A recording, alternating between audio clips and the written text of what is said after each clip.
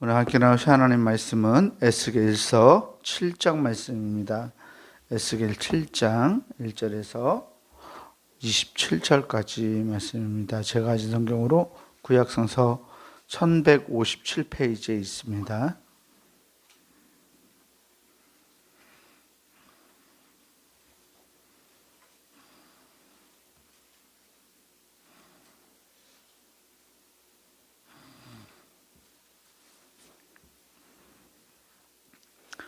에스겔서 7장 1절에서 27절까지 말씀.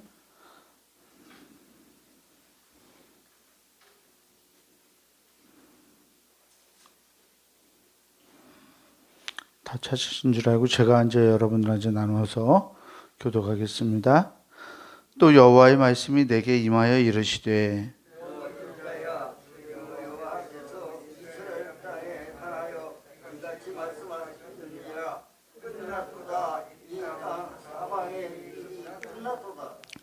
이제는 내게 끝이 이르렀나니 내가 내 진노를 내게 나타내어 내 행위를 심판하고 내 모든 가져간 일을 보응하리라. 내가 너를 불쌍히 여기지 아니하며 긍휼히 여기지도 아니하고 내 행위대로 너를 벌하여 내 가정한 일이 너희 중에 나타나게 하리니 내가 여호와인 줄을 너희가 알리라. 주 여호와께서 이같이 이르시되 재앙이로다 비상한 재앙이로다 볼지어다 그것이 왔도다. 끝이 왔도다. 끝이 왔도다. 끝이 너희 행위 왔도다. 볼지어다. 그것이 왔도다. 이 땅 주민아 정한 재앙이 내게 임하도다. 때가 이르렀고 날이 가까웠으니 요란한 날이요 산에서 즐거이 부르는 날이 아니로다. 이제 내가 속히 너를 내게 쏟고 내 진노를 내게 이루어서 내 행위대로 너를 심판하여 내 모든 가정한 일을 내게 보응하되 내가 너를 불쌍히 여기지 아니하며 긍휼히 여기지도 아니하고 내 행위대로 너를 벌하여 너의 가정한 일이 너희 중에 나타나게 하리니 나 여호와가 때리는 이임을 내가 알리라. 볼지어다 그날이로다 볼지어다 임박하도다 정한 자항이 이르렀니 네가 끝이 이쁘며 그만하니 땅이 나도다. 포악이 일어나서 죄악의 몽둥이가 되었은즉 그들도 그 무리도 그 재물도 하나도 남지 아니하며 그 중에 아름다운 것도 없어지리로다. 때가 이르렀고 날이 가까웠으니 사는 자도 말고 하는 자도 조심하지만 진노가 그 모든 무리에게 임하리로다. 파는 자가 살아있다 할지라도 다시 돌아와서 그 판 것을 얻지 못하리니 이는 묵시가 그 모든 무리에게 돌아오지 아니하고 사람이 그 죄악으로 말미암아 자기의 목숨을 유지할 수 없으리라 하였음이로다. 그들이 나팔을 불어 온갖 것을 진지하였으므로도 천지는 그 생각을 사랑함이 없나니 이는 내 진노가 그 모든 무리에게 이르렀음이라.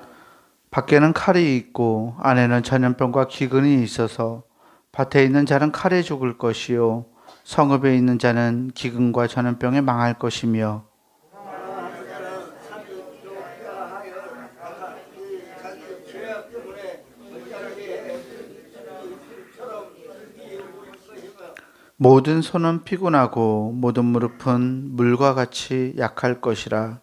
그들이 굵은 배로 허리를 묶을 것이요 두루미 그들을 덮을 것이요 모든 얼굴에는 수치가 있고 모든 빈민은 머리가 될 것이며 그들이 그 은을 거리에 던지며 그 금을 오물같이 여기리니 이는 여호와 내가 진노를 내리는 날에 그들의 은과 금이 능히 그들을 건지지 못하며 능히 그 심령을 족하게 하거나 그 창자를 채우지 못하고 오직 죄악의 걸림돌이 되미로다.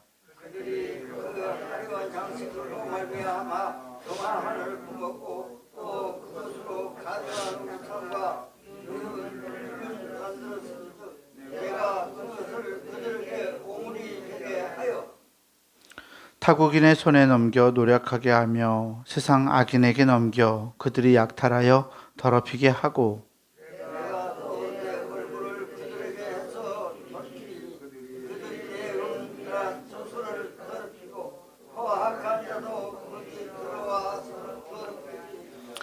너는 쇠사슬을 만들라. 이는 피 흘리는 죄가 그 땅에 가득하고 포악이 그 성읍에 찼음이라.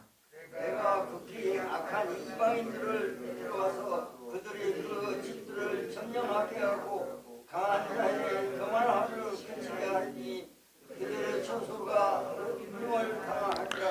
패망에 이르리니 그들이 평강을 구하여도 없을 것이라. 환란에 환란이 더하고 소문에 소문이 더할 때에 그들이 선지자에게서 불씨를 던질 것이며 제사장의 뒤에는 미국이 없어질 것이고 장로의 뒤에는 기력이 없어질 것이며. 함께 봅니다. 왕은 애통하고 고관은 놀람을 옷 입듯 하며 주민의 손은 떨리리라. 내가 그 행위대로 그들에게 갚고 그 죄악대로 그들을 심판하리니 내가 여호와인 줄을 그들이 알리라. 아멘. 주님께서 주시는 은혜와 평강이 오늘 주일 새벽 하나님께 나아가는 우리 교우들에게 함께하기를 주의 이름으로 축원합니다. 계속해서 남한국 유다의 멸망을 예언하고 있는 에스겔 선지자의 예언이 계속되고 있습니다. 이스라엘의 끝이 다가왔다라고 말하면서 이 이스라엘의 끝, 남한국 유다의 끝을 선포하고 있는 오늘 말씀인데요. 하나님의 말씀이 에스겔에게 임해서 이렇게 말하죠. 2절 말씀을 보면 너 인자야 주 여호와께서 이스라엘 땅에 관하여 이같이 말씀하셨느니라. 끝났도다. 이 땅 사방의 일이 끝났도다라고 말하고 있어요. 민족이 끝이 났다. 백성의 끝이 이르렀다. 이는 3절에서도 이제는 내게 끝이 이르렀나니 내가 내 진노를 내게 나타내어 내 행위를 심판하고 내 모든 가증한 일을 보응하리라 라고 말합니다. 끝이 되어서 하나님의 인내, 하나님의 참아주심이 끝났다고 이야기하고 있어요. 지난번 6장에서 이야기했지만 이 에스겔 선지자가 이 말씀을 듣고 예언을 듣고 선포하고 있는 때가 이 바벨론에 처음 포로로 잡혀간 자들의 무리라고 말씀을 드렸어요. 그러니까 남한국 유다의 수도인 이 예루살렘이 점령되기 한 10년, 15년 이 정도 전에 잡혀간 거예요. 바벨론에 먼저 잡혀간 사람들의 무리 속에서 에스겔 선지자가 이걸 예언하고 있어요. 먼저 잡혀간 사람들이 꿈꿨던 것은 무엇이었을까요? 하나님께서 우리를 구해주시고 하나님이 우리 민족을 다시 예루살렘으로 돌려보내 주시기를 간절히 원했을 거예요. 그래서 선지자에게 기대했던 것도 그런 예언이었겠죠. 하나님이 우리를 회복시켜 주셔서 다시 이 바벨론 세력으로부터 남한국으로 유다로 예루살렘으로 우리를 보내주시겠다. 그렇게 기도했을 거고 하나님을 믿는 성도들이 하나님의 백성들이 그런 믿음을 가지고 있었을 겁니다. 그런데 그런 와중에 하나님이 에스겔 선지자에게 예언의 말씀을 이렇게 하는 거잖아요. 끝났다. 끝났다고 예언해요. 끝이 이르러서 나는 나의 진노를 너에게 나타내어서 너의 행위를 심판하고 가증한 일을 보응하겠다 이야기합니다. 4절에서도 내가 너를 불쌍히 여기지 아니하며 긍휼히 여기지 아니하고 내 행위대로 너를 벌하여 내 가증한 일이 너희 중에 나타나게 하리니 내가 여호와인 줄을 너희가 알리라. 아멘. 이 끝났다라는 이 선지자의 메시지가 포로로 잡혀갔던 이 예루살렘 남한국 유다의 백성들에게 처음은 아니었어요. 무슨 말이냐면 이 에스겔 선지자가 끝났다 이렇게 이야기해요. 하나님의 진노가 너에게 임했다라고 하나님이 벌할 것이다. 그래서 하나님의 신을 드러내리라 라고 이렇게 선포하는 이 메시지가 북왕국 이스라엘이 멸망하기 직전에 아모스 선지자가 먼저 멸망했던 몇백 년 전에 멸망했던 이 북왕국 이스라엘의 아모스 선지자가 했던 예언이었어요. 그런데 그와 굉장히 유사한 예언을 에스겔 선지자가 바벨론 공동체에서 하고 있는 거예요. 남왕국 유다의 포로로 잡혀간 이 사람들은 아모스 선지자의 이 예언을 알고 있었을 거예요.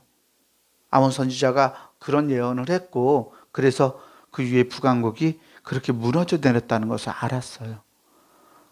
그런데 자기네 이 남왕국의 선지자인 에스겔이 아모스 선지자처럼 예언을 하고 있는 거예요. 그 예언을 듣고서 얼마나 마음이 끔찍해졌을까요? 얼마나 마음이 참담했을까요? 북왕국이 정말 그렇게 선지자의 말씀대로 북왕국이 그렇게 무너졌는데, 우리가 경고로 들어왔던 그 아모스 선지자의 그 경고로 들어왔던 예언이 자기네 선지자인 이 에스겔 선지자의 입술을 통해서 자기들에게, 잡혀온 사람들에게 선포될 때, 정말 이러다가 우리가 끝날 거다라는 생각이 들었을 거라고 생각합니다. 이 말을 하면서 계속 재앙을 선포하죠. 재앙이다, 비상한 재앙이다. 이 땅 주민아, 정한 재앙이 내게 왔다. 끝이 왔다. 그것이 왔다라고 계속 이야기합니다. 그러면서 반복해서 7장에서 하는 말씀 가운데 하나는 마지막을 선포하면서 9절에 보면 내 행위대로, 중간에 내 행위대로 너를 벌하여 너의 가증한 일이 너희에게 너희 중에 나타나게 하리니 나 여호와가 때리는 힘을 내가 알리라. 나 여호와가 때리는 힘을 내가 알리라. 너희 중에 나타나게 하리니 내가 여호와인 줄을 너희에게 알리라. 오늘 마지막 절에도 내가 여호와인 줄을 그들이 알리라. 하나님이 진노하시고 하나님이 지금 심판하시는 이 이유와 목적에 관해서 하나님이 말씀하시죠. 내가 여호와인 줄을 그들이 알게 하겠다라고 말합니다. 예루살렘 백성들이 하나님을 하나님으로 알지 못했어요. 하나님을 두려워하지 않고 하나님과 이방신을 함께 섞어서 섬기고, 하나님이 그들에게 어떤 중요함이나 우선적인 순위나 그들의 삶에 두려움을 주는 존재가 아니었습니다. 그래서 하나님이 이렇게 이제 이 계약 관계가 하나님과 하나님의 백성과의 약속했던, 내가 하나님이고 너희는 나의 백성이라는 이 계약 관계가 끝이 났다라고 선언하면서 이를 통해서 내가 하나님임을 너희 백성들에게 드러내겠다라고 말하고 있습니다. 때가 이르려면 여러 가지 일들이, 여호와의 날이 임하면 여러 가지 일들이 일어나는데, 그러한 일들에 대해서 10절 이후로 계속 묘사하고 있습니다. 때가 이르면 13절에 보면 파른 자가 살아있다 할지라도 다시 돌아가서 그 판 것을 얻지 못할 것이다. 죄악으로 말미암아 자기 목숨을 유지할 수 없을 것이다.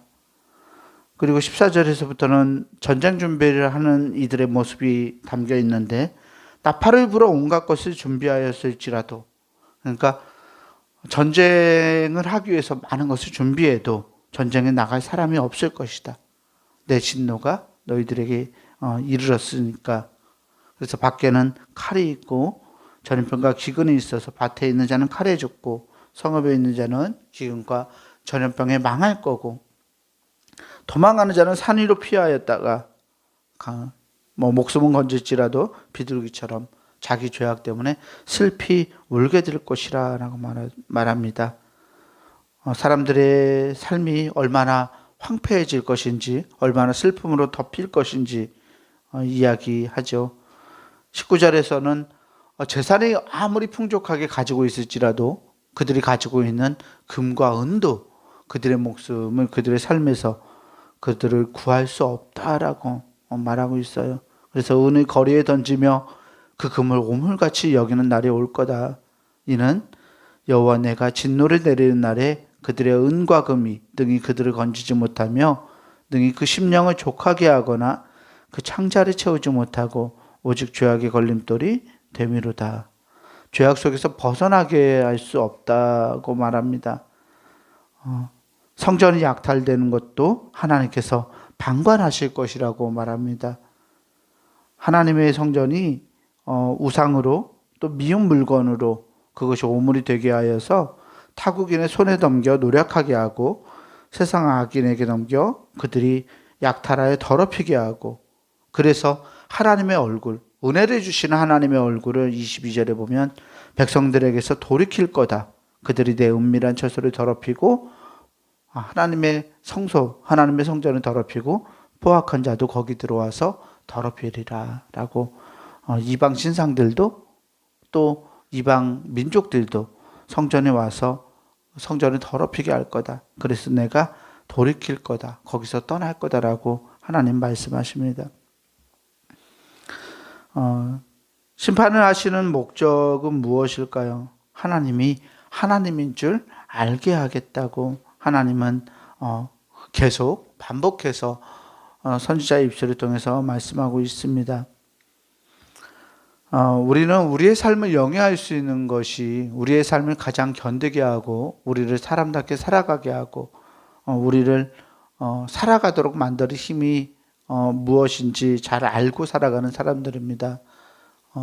바로 우리는 하나님이 우리의 도움이시고 하나님이 우리를 이끌어 주시고 하나님이 우리와 함께 하셔야 우리의 삶이 지탱될 수 있다는 것을 깨닫고 살아가는 사람들입니다.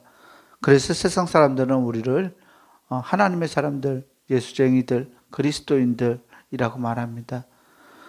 하나님과의 관계를 가지지 않으면, 하나님과 우리가 서로 만나고 살아가지 않으면 삶을 살아낼 수 없는 사람들이 바로 그리스도인들입니다. 그런데 우리 그리스도인들마저 이 남아국 유다의 사람들처럼 때로는 그것들을 망각할 때가 있습니다. 하나님이 내 삶의 우선순위고 하나님이 나의 삶을 지탱해 주신다는 것을 망각하고 때로는 돈에 의지하기도 하고 이 남아국 유다의 백성들처럼 나의 권력이나 나의 명예나 또 뭐 여러 가지 것들, 내가 내 삶을 스스로 준비하고 전쟁에 대비하고 금과 은을 모으고 이런 것처럼 다른 일들, 부차적인 일들에 우리의 마음이 빼앗겨서 하나님이 그 원인, 나의 삶을 지탱해 주시는 원인이라는 것을 까먹을 때가 많이 있습니다. 그럴 때 우리는 하나님의 말씀을 통해서 우리의 삶을 돌이켜 보아야 합니다. 내 삶이 언제 끝날 수 있다라는 것, 내 삶이 지금 당장이라도 끝날 수 있다라는 것, 이것 굉장히 이상한 일이 아니에요. 우리가 끝나지 않고 살아가는 것이 오히려 더 이상한 거예요. 왜냐하면 이거 뭐 어르신들 이야기하는 게 아니라 여러분들 우주 속에서 지구가 이 넓은 우주 속에서 혜성에도 안 부딪히고 살아남아서 오늘까지 올 수 있는 확률이 얼마나 적은 확률일까요? 부딪혀서 언제라도 뭐 다른 행성에 부딪혀서 별에 부딪혀서 날아가 버릴 수 있는 것이 지구의 운명인데 지구가 50억 년 이상을 견뎌왔어요. 하나님이 아니면 지구는 지탱될 수가 없는 거예요. 하나님이 아니시면 우리 인류는 지탱될 수가 없어요. 그래서 우리가 하루하루를 더 살아가고 있는 것이 은혜이고 감사이고 우리에게 주어진 놀라운 선물이며 축복입니다. 우리가 나의 삶을 지탱하게 주시는 분이 하나님이시라는 것을 반드시 기억하고 하나님은 오늘도 나에게 생명을 허락하셔서 오늘 하루를 살아가게 하셨다는 것을 알고 우리의 마음을 하나님께 맞춰드리고 하나님의 주인됨을, 그래서 하나님이 나를 주장하고 계심을, 동행하고 계심을 선포할 수 있는 복된 삶이 되기를 주의 이름으로 간절히 축원합니다. 기도하겠습니다. 사랑과 은혜의 주님 감사합니다. 우리가 살아가는 삶이 하나님 그저 우연히 우리에게 얻어진 것도 당연한 것도 아닌 것을 발견합니다. 하나님이 아니라면 하루도 견딜 수 없고 한순간도 견딜 수 없는 연약한 우리들의 삶이오나 주님 우리에게 은혜를 더하셔서 오늘도 믿음의 삶을 경주할 수 있도록 하나님 우리를 불러주시고 인도하시니 감사합니다. 주님의 얼굴을 바라보고 주님과 함께 동행하는 것이 우리에게 복이요 은혜임을 말씀을 통해 봅니다. 남한국 유다의 백성들이 그토록 간절히 원했던 그들의 삶이 그들의 죄악으로 인해서 또 하나님을 배신함으로 인해서 깨어졌던 것을 기억합니다. 하나님, 우리가 우리의 인생이 끝이 나지 않을 수 있도록, 우리의 인생이 절망으로 치닫지 않을 수 있도록 날마다 우리를 인도하시는 하나님의 손을 부여잡게 하시고 주님과 동행하는 삶을 살아내므로 주님의 기쁨이 되게 하여 주옵소서. 하나님의 얼굴을 바라보며 주님께서 주시는 은혜 가운데 날마다 거하고 그것이 내 삶의 기쁨이고 하나님에게 영광이 될 수 있도록 하나님 날마다 주님과 함께 동행하는 우리 모두가 될 수 있도록 은혜 허락하여 주옵소서. 오늘 거룩한 성일 하나님과 함께 동행하는 복된 하루가 될 수 있도록 우리를 만나주시고 우리 안에 임재하시고 우리 안에 역사하셔서 주의 영광을 드러내 주옵소서. 우리 구주 예수 그리스도 이름으로 감사하며 간절히 기도합니다. 아멘. 하늘에 계신 우리 아버지여, 이름이 거룩히 여김을 받으시오며 나라가 임하시오며 뜻이 하늘에서 이루어진 것 같이 땅에서도 이루어지이다. 오늘 우리에게 일용할 양식을 주시옵고 우리가 우리에게 죄 지은 자를 사하여 준 것 같이 우리 죄를 사하여 주시옵고 우리를 시험에 들게 하지 마시옵고 다만 악에서 구하시옵소서. 나라와 권세와 영광이 아버지께 영원히 있사옵나이다. 아멘.